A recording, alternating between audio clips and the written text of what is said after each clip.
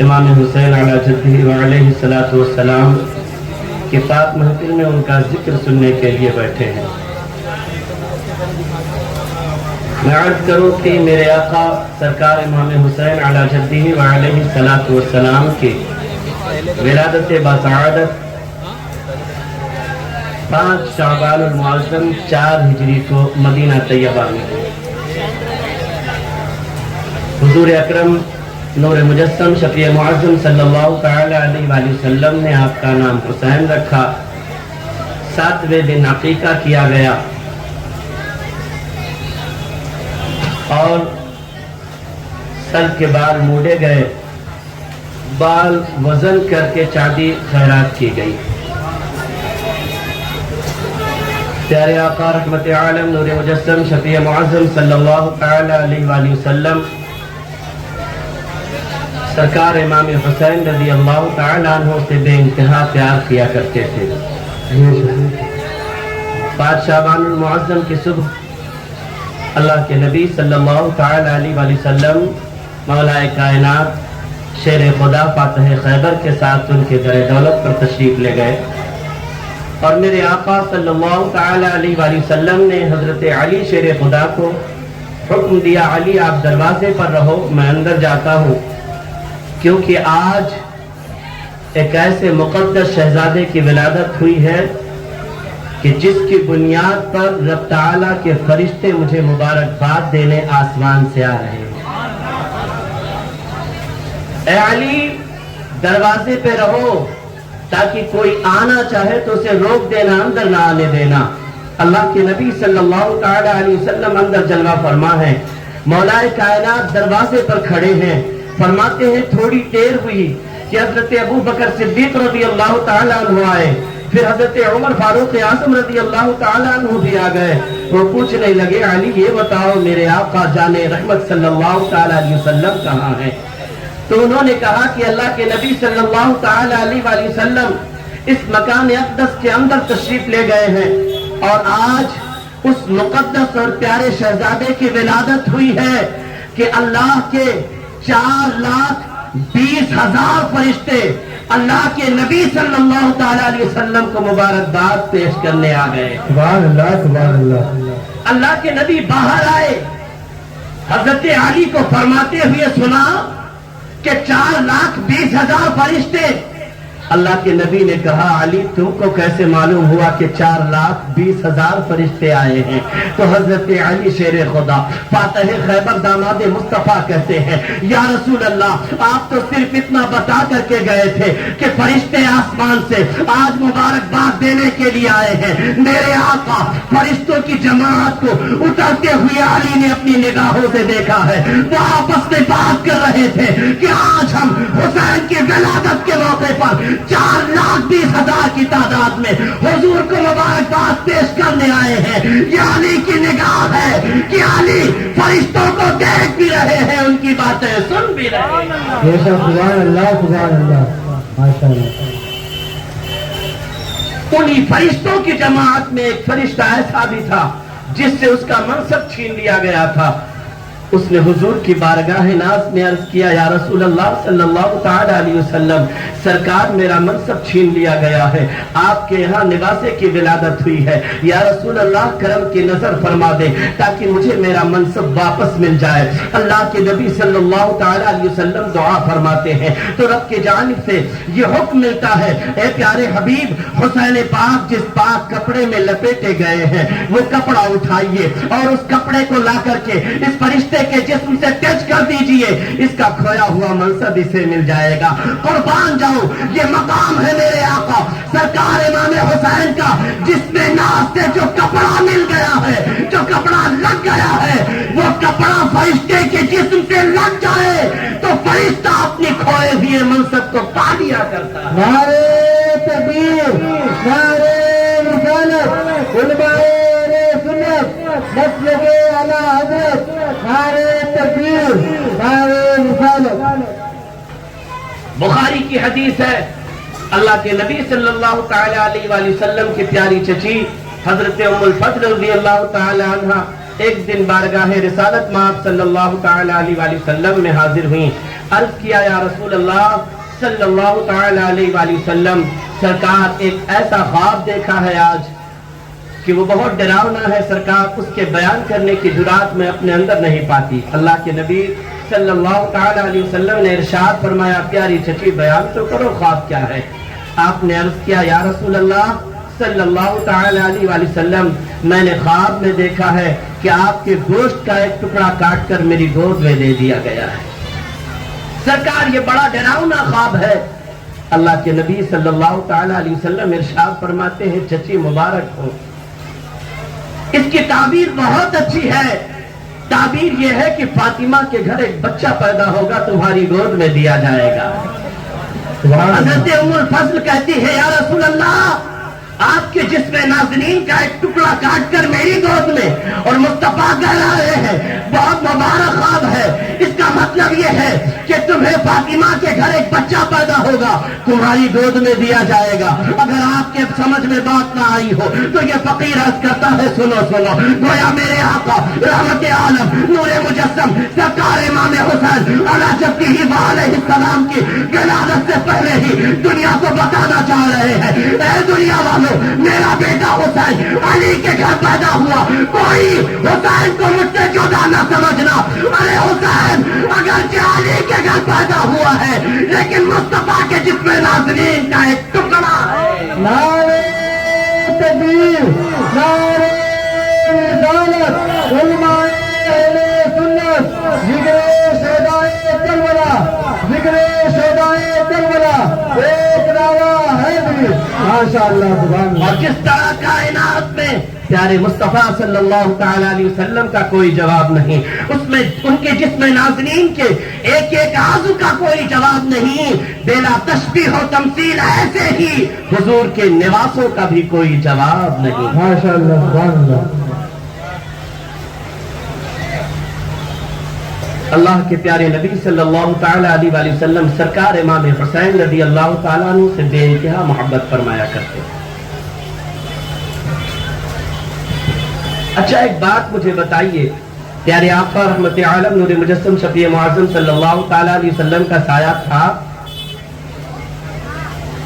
کوئی ڈاؤٹ ہے آپ کو تو بولیے نا کھل کے نہیں، حضور کا سایہ نہیں تھا۔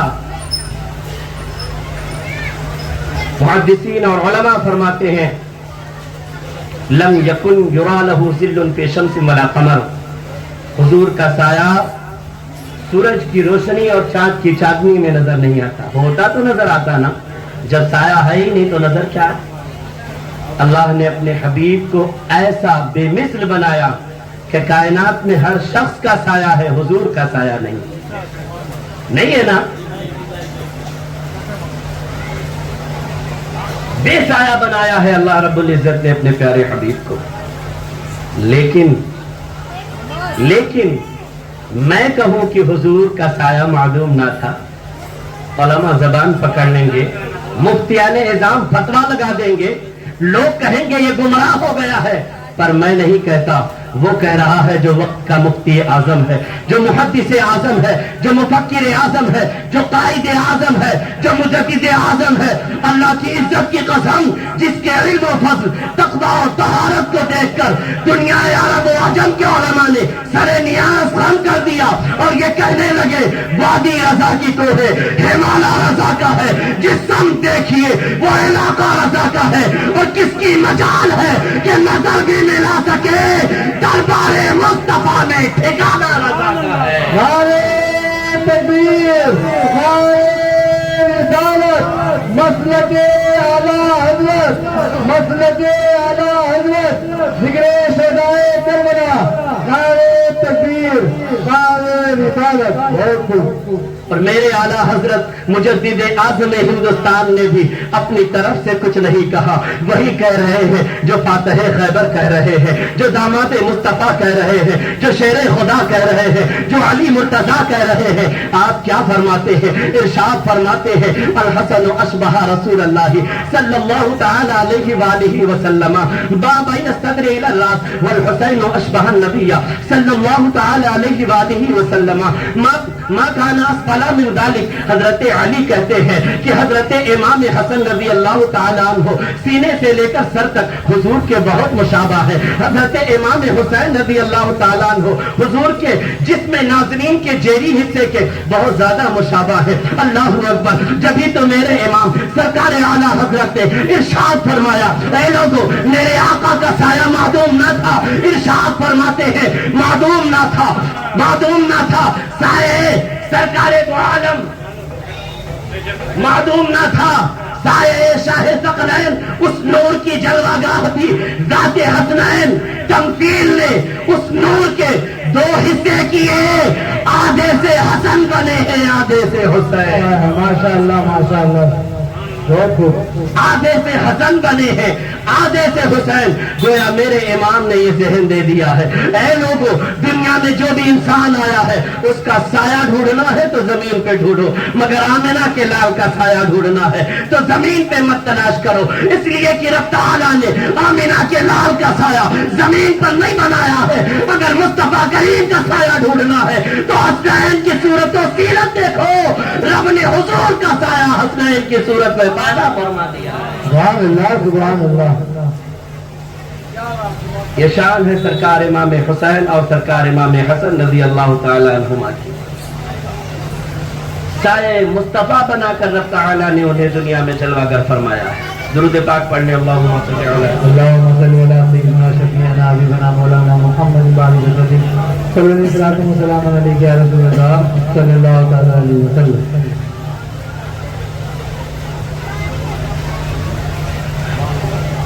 सरकार इमाम हुसैन अला जद्दिही व अलैहि सलातु वस्सलाम फरमाते हैं, एक बार मैं मस्जिद नबी में तशरीफ ले गया।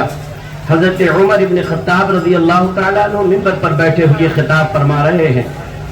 आप फरमाते हैं कि मैंने कहा, इंजिल अन मिंबर अबी वज़हब इला मिंबर अबी। मेरे वालिद के मिंबर से उतरो और अपने बाप के मिंबर पे जाओ। हजरत उमर रज़ी अल्लाह ताला अन्हु ने उठाकर गोद में बिठा लिया और अर्ज किया, प्यारे शहजादे, मेरे बाप का कोई मिंबर ही नहीं। कहते हैं उसके बाद मैं वहां कंकरियों से खेलने लगा। हजरत उमर इब्न खत्ताब रज़ी अल्लाह ताला अन्हु जाने लगे तो मुझे उठाकर प्यार किया और कहा, हुसैन, काश आप कभी कभी मेरे घर भी आया करें। माशाअल्लाह, ये प्यार है हजरत उमर इब्न खत्ताब को सरकार इमाम हुसैन से। काश आप कभी कभी मेरे घर भी आया करें। सरकार इमाम हुसैन ने उनकी इस इल्तिजा को कबूल कर लिया। आप फरमाते हैं, एक बार मैं हजरत उमर इब्न खत्ताब रज़ी अल्लाह ताला अन्हु के घर गया। उस वक्त आपके शहजादे दरवाजे पर खड़े थे और आप हजरत अमीर मुआविया के साथ तन्हाई में कुछ गुफ्तगू फरमा रहे थे। मैंने सोचा कि जब बेटे को अंदर जाने की इजाजत नहीं है तो फिर मुझे इजाजत क्या होगी। आप फरमाते हैं कि हजरत अब्दुल्ला इब्न उमर वापस हुए तो साथ साथ मैं भी वापस हो गया। कुछ दिनों के बाद फिर हजरत अमीरुल मोमिनीन उमर इब्न खत्ताब से मुलाकात हुई तो कहने लगे, क्या बात है कि आप हमारे घर तशरीफ नहीं लाते? तो आपने कहा, ए अमीरुल मोमिनीन, मैं आपके घर आया था लेकिन आप हजरत अमीर मुआविया से तन्हाई में कुछ बात कर रहे थे। आपके बेटे दरवाजे पर खड़े थे, वो वापस हुए तो मैं भी वापस हो गया, ये सोच कर कि जब बेटे को इजाजत नहीं तो मुझे इजाजत क्या होगी। अमीरुल मोमिनीन हजरत उमर इब्न खत्ताब इरशाद फरमाते हैं, या इब्न रसूलिल्लाह अंता हक़्क़ु मिन इब्न उमर। ए अल्लाह के रसूल के शहजादे, सुनिए, आप पर, उमर पर आपका उमर के बेटे से ज्यादा हक है। उमर के बेटे को इजाजत नहीं, कोई बात नहीं, मगर आपको जरूर इजाजत है, आप जरूर तशरीफ लाया करें। उसके बाद में हजरत उमर इब्न फारूक, हजरत उमर इब्न खत्ताब रज़ी अल्लाह ताला अन्हु, खुदा की कसम जिनकी शान ये है कि मेरे आका इरशाद फरमाते हैं, लौ काना बादी नबियुन लकाना उमर इब्न खत्ताब। अगर मेरे बाद कोई नबी होता तो उमर इब्न खत्ताब होते। जलाल का आलम यह है कि अगर निगाह जलाल आसमान पर उठाकर सूरज पर डाल दे तो सूरज की किरणें बेनूर हो जाया करती है। जिनकी हैबत से जमीन कांपती है, जिनके नाम से अजम में कोहराम बरपा है, वो उमर फारूक आजम ऐसी जलाल और ऐसी शान के मालिक है। मगर इसके बावजूद दुनिया देख करके हैरान है ہے وہ عمر فاروق اعظم اپنی دستار نکال کر کے شہزادے مصطفیٰ کے قدموں میں رکھتے ہیں، عرض کرتے ہیں اے حسین عمر کو جو عزت ملی ہے آپ کے قدموں کا صدقہ۔ نعرہ تکبیر، نعرہ رسالت، نعرہ رسالت، ذکر شہید اعظم، ایک نعرہ حیدری، نعرہ تکبیر، نعرہ رسالت۔ ماشاء اللہ، سبحان اللہ، سبحان اللہ۔ اور ہم وہ حسینی ہیں جو حسین اعظم کا ذکر کرتے ہیں تو یہ تاثر نہیں دیتے اپنے سننے والوں کو کہ معاذ اللہ میرے آقا حسین میں کمزور تھے، مجبور تھے، بلکہ ہم یہ تاثر دیتے ہیں حسین اعظم کو اللہ نے بے انتہا اختیارات کربلا میں عطا فرمائے تھے، حسین نے اپنے پاور اور اپنے اختیار کا استعمال ہی نہیں فرمایا تھا۔ بہت خوب، سبحان اللہ، سبحان اللہ۔ اللہ کے نبی صلی اللہ تعالی علیہ وسلم کے پیارے صحابی حضرت عقبہ ابن عامر فاری رضی اللہ تعالیٰ عنہ ہے۔ آپ فاتح افریقہ ہیں، افریقہ کو فتح فرما رہے تھے جس دوران جنگل میں ایک بار آپ کی فوج کوچ کر رہی ہے، سفر کر رہی ہے، پیاس کی وجہ سے سب لوگ بے حال ہیں، پانی نہیں ہے کسی کے پاس۔ حضرت عقبہ ابن عامر کے پاس لوگ آئے اور کہنے لگے ہمارے پاس پانی پینے کے لیے نہیں۔ حضرت عقبہ ابن عامر رضی اللہ تعالیٰ عنہ صحابی رسول اپنا مسلح بچھا دیا ہے، 2 رکعت نماز ادا فرماتے ہیں، نماز ادا فرمانے کے بعد دعا کے لیے رب کی بارگاہ میں ہاتھ اٹھایا۔ آپ فرماتے ہیں ابھی میں نے ہاتھ نیچے بھی نہیں کیے تھے کہ میں نے دیکھا کہ میرا گھوڑا جو بغل میں کھڑا تھا وہ زمین پر ایک جگہ سے اپنے پیر سے ٹھوکر مار رہا ہے، اٹھ کر کے دیکھا تو وہاں سے پانی نکل رہا تھا۔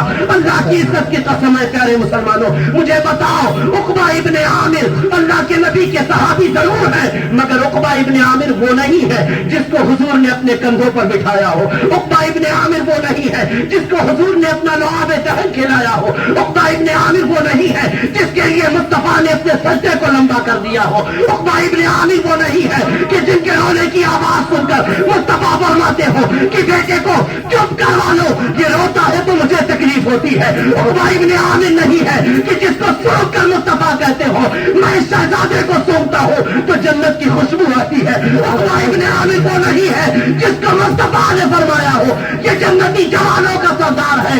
ارے جب یہ فضیلت ہے عقبہ کو حاصل نہیں، اس کے باوجود عقبہ نہیں ان کا گھوڑا زمین پہ پیر مارے اللہ پانی نکالتا ہے۔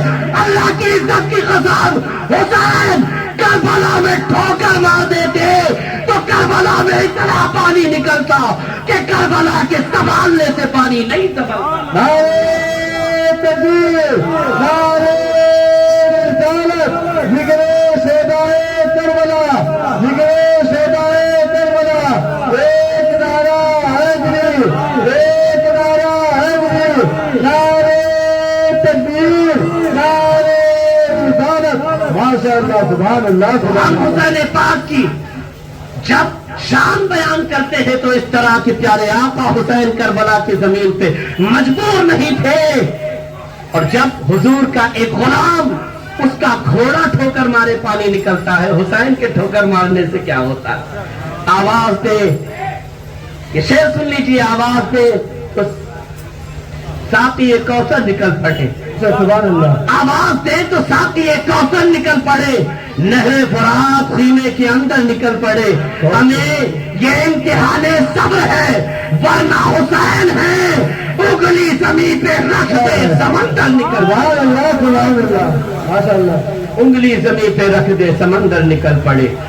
اور ایک بات مجھے بتائیے پیارے آقا حسین علی جدہ علیہ السلام اتنے شان کے مالک ہیں، یزید جب اپنے والد کے انتقال کے بعد میں خلیفہ بنا اور اس نے بیعت طلب کی سرکار امام حسین علی جدہ علیہ السلام نے انکار کر دیا۔ کیوں انکار کیا تھا؟ اس لیے کہ یزید فاسق و فاجر تھا، یزید بے نمازی تھا، یزید شراب کا عادی تھا، سنت رسول کا تارک تھا۔ اس لیے پیارے آقا حسین علی جدہ علیہ السلام نے یزید کے ہاتھ پر ہاتھ دینا پسند نہیں کیا۔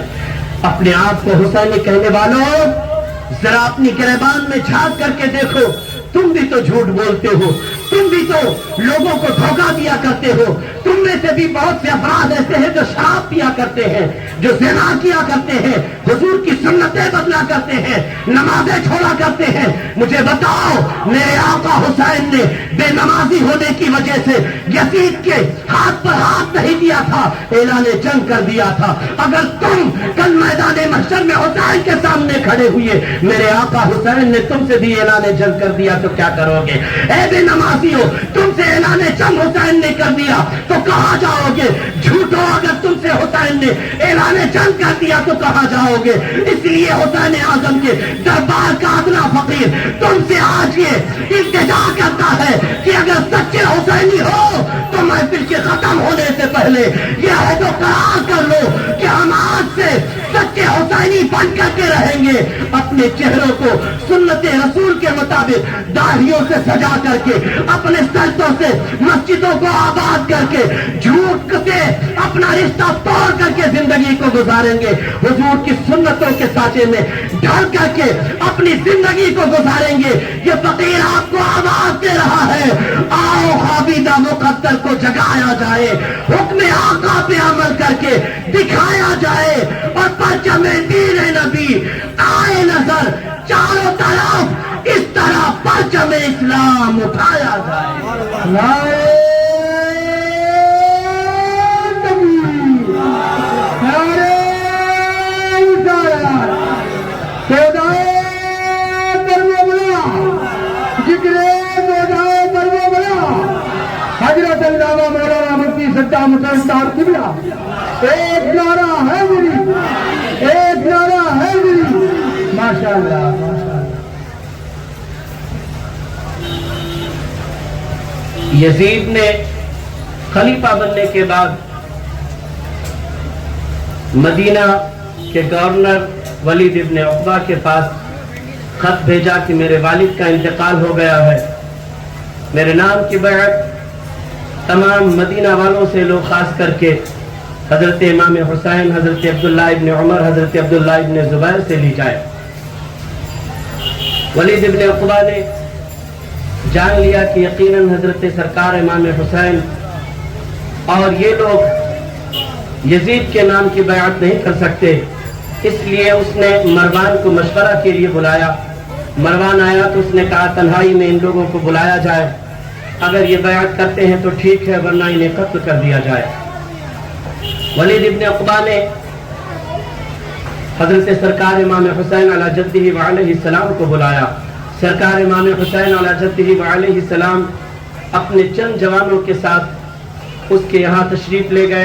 अपने जवानों को कहा तुम लोग बाहर खड़े रहना, मेरी आवाज बुलंद हो तो अंदर आ जाना, और जब तक मैं वापस ना आ जाऊं यहाँ से हटना नहीं। सरकार इमाम हुसैन अला जद्दिही व अलैहि सलाम अंदर तशरीफ ले गए। उसने आपको सरकार हजरत अमीर मुआविया रज़ी अल्लाह ताला अन्हु के इंतकाल की खबर सुनाई, और उसके बाद कहा अमीर मुआविया के बाद उनका बेटा यजीद अब खलीफा बन बैठा है। उसने कहा है कि उसके नाम की बैअत ली जाए, तो क्या आप उसके नाम की बैअत करते हैं? तो सरकार इमाम हुसैन अला जद्दिही व अलैहि सलाम ने जवाब दिया कि मुझ जैसा आदमी छुप करके बैअत नहीं कर सकता। आप बाहर निकलकर मजमे आम में लोगों से बैअत तलब करें, उसी के साथ मुझसे भी बैअत तलब करें। उसे ये बात पसंद आई और उसने कहा ठीक है। हजरत इमाम हुसैन अला जद्दिही व अलैहि सलाम वापस जाने लगे तो मरवान कहने लगा वलीद इन्हें पकड़ो और इनसे बैअत ले लो, अगर ये बैअत नहीं करते तो इन्हें कत्ल कर दो।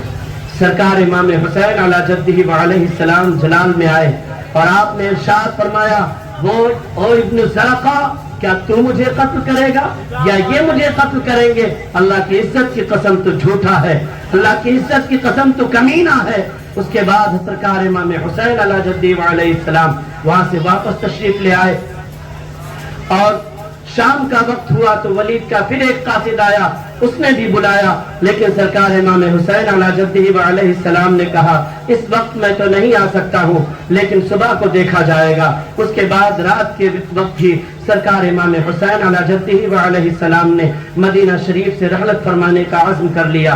اپنے گھر والوں کو حکم دیا کہ تیاریاں مکمل کی جائیں۔ لوگوں نے تیاریاں مکمل کر لی۔ اس کے بعد پیارے آقا حسین علی جدہ و علیہ السلام اپنی ساری تیاریاں مکمل کرنے کے بعد میں نانا جان کے مقدس روضے پر حاضری کے لیے تشریف لے جاتے ہیں۔ اے پیارے مسلمانوں، میں جھوٹی روایتوں کا سہارا نہیں لینا چاہتا ہوں، مگر میں یہ عرض کرنا چاہتا ہوں کہ دنیا کا ہر عاشق رسول جب اس کی نظریں پیارے آقا کے گنبد خضرا کو دیکھتی ہیں تو ساون بھادوں کی طرح اپنے آنسو بہاتی ہیں۔ پیارے آقا صلی اللہ تعالی علیہ وسلم کا عاشق جب حضور کا مدینہ چھوڑ کر کے آتا ہے تو دل تڑپ جاتا ہے، آنکھیں برستی ہوئی رہتی ہیں۔ جب یہ عام عاشق کا حال ہے تو لباس رسول شہزادے مصطفیٰ صلی اللہ تعالی علیہ وسلم جب پیارے آقا کے مقدس روضے پر حاضر ہوئے ہوں گے تو دل کی کیفیت کیا رہی ہوگی، آنکھوں سے کس طرح ساون بھادوں کی طرح اشکوں کی برسات ہو رہی ہوگی۔ یقیناً میرے آقا حسین کی نظریں جب مصطفیٰ کریم کے روضے ناز کی بیٹھی ہوئی کبوتروں پر پڑی ہوگی تو حسین نے ان کو سلام کیا ہوگا اور کہا ہوگا اے کبوتروں، تمہارا مقدر کتنا اچھا ہے کہ کائنات کے تاجدار کے مقدس روضے پر رہنا نصیب ہے۔ میں حضور کا نواسا ہوں، مگر حضور کی امت نے آج مجھ پر مدینے کی گلیاں تنگ کر دی ہے۔ رو کر کے سرکار امام عالی مقام نے اپنے جد اعلیٰ رسول کائنات صلی اللہ علیہ وسلم کی بارگاہ ناز میں سلام پیش کیا ہے۔ میرے آقا صلی اللہ تعالی علیہ وسلم جو ہر عاشق رسول کا سلام قبول فرماتے ہیں، جواب بھی دیا کرتے ہیں، پیارے حسین نے آج جب سلام کیا ہوگا، میرے آقا سے آخری سلام عرض کیا ہوگا، مدینے سے جانے کی اجازت مانگی ہوگی، یقیناً میرے آقا صلی اللہ تعالی علیہ وسلم نے بھی درد بھرے انداز میں اپنے پیارے حسین کو سلام کا جواب دیا ہوگا۔ اللہ اکبر۔ سرکار امام عالی مقام علی جدہ و علیہ السلام نانا جان کے مزار اقدس سے واپس آئے، اپنی ماں سیدہ فاطمہ خاتون جنت کے مزار اقدس پر سلام کے لیے حاضر ہوئے، ہر جگہ سلام کر کے واپس آ رہے تھے۔ اس کے بعد میں اپنے پیارے مامو جان حضرت سیدنا ابراہیم کے مقدس روضے پر حاضر ہوئے، سلام کیا اور عرض کیا ہے پیارے مامو جان آپ وہی ہیں کہ اللہ کے پیارے نبی صلی اللہ تعالی علیہ وسلم نے میرے خاطر آپ کو قربان کر دیا تھا، مگر اے پیارے مامو جان فکر نہ کیجئے، میرے مصطفیٰ نے دین کے جس باغ کو دنیا میں لگایا اور بسایا تھا اس باغ کی آبیاری کے لیے آج حسین کربلا کی جانب جا رہا ہے۔ میرے پیارے مامو جان میرے لیے دعا فرمائیے کہ میرا رب میرے قدموں کو مضبوطی اور استقامت عطا فرمائے تاکہ مصطفیٰ کے دین کے لیے حسین اپنا خون بھی اپنے آل کا خون بھی بہا کر کے ایسا ہرا بھرا کر دے کہ قیامت تک مصطفیٰ کا یہ دین ایسے ہی چمکتا اور جگمگاتا رہے۔ نعرے تکبیر، نعرے رسالت، مشرق اعلیٰ حضرت، ذکر شہدائے درب و بلا، اسلام اسلام اسلام، یا حسین یا حسین یا حسین، نعرے تکبیر، نعرے رسالت۔ پیارے آقا حسین علی جدہ و علیہ السلام،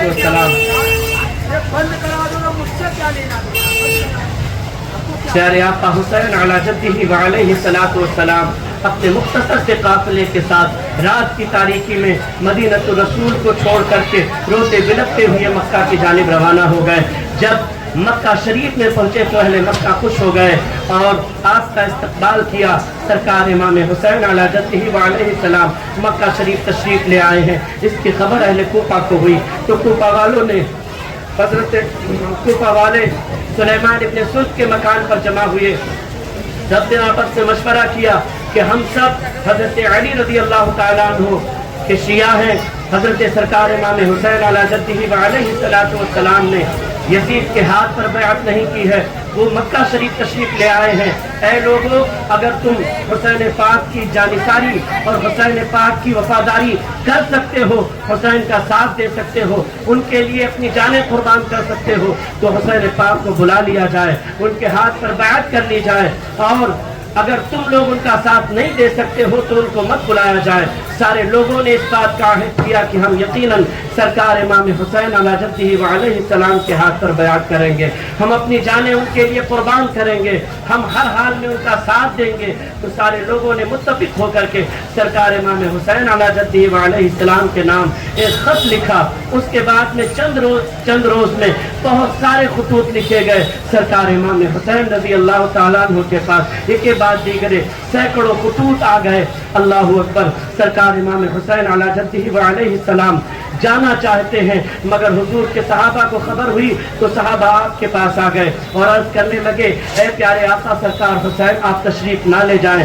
سب کو معلوم تھا کہ سرکار امام حسین علی جدہ و علیہ السلام کربلا کی زمین پر شہید کر دیے جائیں گے، لیکن یقین نہیں سرکار امام حسین شہید کر دیے جائیں گے۔ لیکن اس کے باوجود کوفہ والوں کی بدعہدی اور ان کی غداری میں سارے لوگ کہنے لگے، اے آقا حسین، آپ تشریف نہ لے جائیں، کوفہ والوں کی غداری بہت مشہور ہے، ہم کو ایسا لگتا ہے کہ جب آپ وہاں تشریف لے جائیں گے تو اس کے بعد یہ سارے لوگ آپ کو دھوکہ دیں گے اور بلانے والے لوگ ہی آپ کے قاتل ٹھہریں گے، یہ آپ کے دشمنوں سے مل کر کے آپ سے جنگ کریں گے۔ سرکار امام حسین علی جدہ و علیہ السلام کے سامنے اب ایسے حالات ہیں کہ ایک طرف جلیل القدر صحابہ ہیں، ان کا اصرار ہے، وہ روک رہے ہیں، اور دوسری جانب یہ مسلمان ہیں جو تقاضا کر رہے ہیں کہ اے ابن رسول اللہ، آپ تشریف لے آئیے، ہم آپ کے ہاتھ پر بیعت کر لیں۔ اسلام کا قانون یہ ہے کہ جب کسی ظالم بادشاہ کے ہاتھ پر لوگ بیعت نہ کرنا چاہیں اور صاحب استحقاق امام کے ہاتھ پر بیعت کرنے کے لیے اس سے طلب کریں، اس سے استدعا کریں، اب اگر وہ امام ان کی باتوں کو قبول نہ کرے تو اس کا مطلب یہ ہے کہ وہ ان سب لوگوں کو اس ظالم کے حوالے کرنا چاہتا ہے۔ سرکار امام حسین علی جدہ و علیہ السلام سوچ رہے تھے کہ کل میدان محشر میں کوفیوں نے اگر رب کے حضور یہ پیش کر دیا کہ مولا، ہم یزید کے ہاتھ پر بیعت کرنا نہیں چاہتے تھے، ہم نے تو تیرے پیارے نبی کے پیارے نواسے سرکار امام حسین کو پیغام بھیجا تھا، انہیں بلایا تھا، مگر وہ تشریف نہیں لائے، اگر وہ آتے تو ہم ضرور ان کے ہاتھوں پر بیعت کرتے، یزید کی بیعت کو ہرگز ہم قبول نہیں کرتے، لیکن یہ نہیں آئے۔ سرکار امام حسین کہتے ہیں اگر میں نہیں جاؤں گا تو کل یزیدیوں نے اگر رب کے حضور یہ بات پیش کر دی تو میں جواب کیا دوں گا؟ اللہ اکبر! بہت فیصلہ اور بہت غور کرنے کے بعد یہ فیصلہ کیا گیا کہ اچھا ٹھیک ہے، حضرت مسلم ابن عقیل کو اپنا نائب بنا کر کے کوفہ بھیج دیا جائے۔ اگر کوفہ والے اپنے عہد و قرار پر قائم رہے تو صحابہ کرام کو تسلی دی جا سکے گی، اور کوفہ والوں نے اگر غداری کر دی تو پھر اللہ کے حضور ان کی اس غداری کی وجہ سے مجھے موقع مل جائے گا کہنے کا کہ مولا تعالیٰ یہ بے وفا اور غدار تھے، اس لیے میں ان کے ہاں نہیں آیا۔